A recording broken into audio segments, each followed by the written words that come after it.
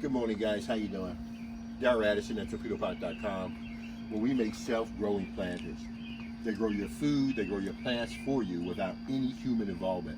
All we did was took our seeds and we took our plants, we put it in these small planters, decorative planters, and now they're constantly growing. I've got to come back, I want to prune some. My wife said, go outside and get me something to eat. She says, I want some kale. So what I did was that I put kale at the front door. So all you have to do is walk out and get some limbs if you want it. Right now this kale is overgrown, and so I've got to cut it back. And my wife wants it, so I'm going to cut this back, and I'm going to have this for breakfast. In addition to the kale, we have celery growing inside the planter. And so I don't want to touch that yet. I really just want the kale. This back, just right here. Look at this. So I'll just come down, cut it out, and that's what I want to you it to first do. before you cut it. Point to what you're Okay. getting ready to cut. I'm sorry. This is the first leaf. What it is that you have this vein of so many different leaves coming out for this kale. And so what I want to do is cut all of the major leaves off of this so that you'll have 1, 2, 3, 4. I want to keep that baby leaf inside of there because I want it to grow.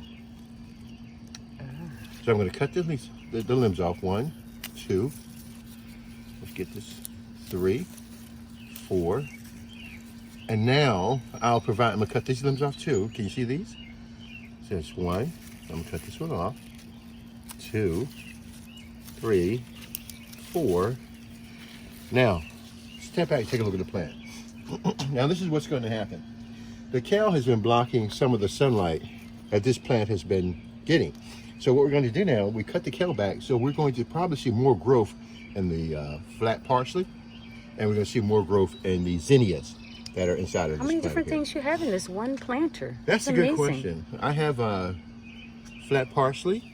We have kale right here. Isn't that beautiful kale? We have zinnias that we have right here. Are they edible? No, they're not. Okay. But they're not poisonous, and that's the reason. Well, let me just back up here. From what I understand, they're not poisonous, but take a look at it. You should not be growing poisonous plants with edible plants. Okay. But the zinnias are very decorative, and I love them because they grow throughout the year. So I will always have flowers at this front door here. And as you see for this one, let's go thin this planter out again so we can take a look at it. See how full this planter is now? Now I'm going to go back. Again, the whole theory is to find that kale plant right there. Isn't that beautiful? Look how big that thing is. It's grown since we put it inside of there, right?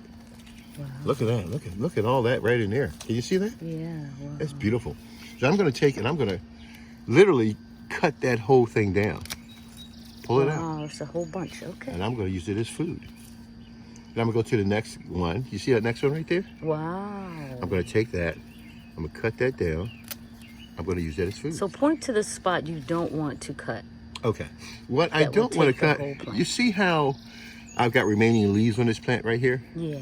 I want that middle vein right there to constantly grow back. Oh, got it. And once that grows back, I don't want to cut it down too far, okay? Okay. It has these limbs on it. As you can see, limbs are all around it. Okay. But just cut off enough that I need to do. Now let's switch over to a bigger kale planter. This is the smaller one. This is the bigger one that we have. And again, I'm supposed to come out. These are self-growing planters. Just take a look at it again. These planters, what they do is that they grow your food for you. You don't have to grow your food anymore. All you do is put your seeds and plants in this planter, and they'll grow your food for you. You step back. Each one of these planters have a knob on the front that controls the water flow. Well, not only does it control the water flow, and it controls the nutritional flow throughout all of these planters. Each planter can be controlled by their own knob. And so what we did is that we took 20 of these plants, or not 20-something of these plants, and put it in this one torpedopot. And this torpedopot has been growing these plants for us. Now, remember I told you that I would go down and just cut the base off the plant? Yes. And I'm not going to do that because we already have enough kale. So I'm just going to cut just a little bit of this off. I don't want to cut that little leaf. See that little leaf? I want to keep that there because I want that to grow back. Now this planter, the reason why I'm cutting this down is because this planter is really is full. So I'm going to just start cutting stuff out and using it right now just to thin it up to get some air inside of here so we can get plants to grow. Can you see that right there? And I'm just going to cut that off, and I'm going to get all of this. Wow. And this is real food. Torpedopot grows real food food that you can use. And I'm going to take this now off of these little planters that we have, and off of the big planter, we've been able to accumulate all of this kale. Do I need all this kale? No, not necessarily, because a lot of this will be used in my breakfast, in my dip this morning. I'm going to eat this fresh. This is the best meal that you can have in a torpedo pot because it's all natural. These torpedo pots, they grow your food for you. They grew my kale. And I'm going to have a delicious meal this morning with my wife. Talk to you guys later. Thank you so much. Bye-bye. Thank you.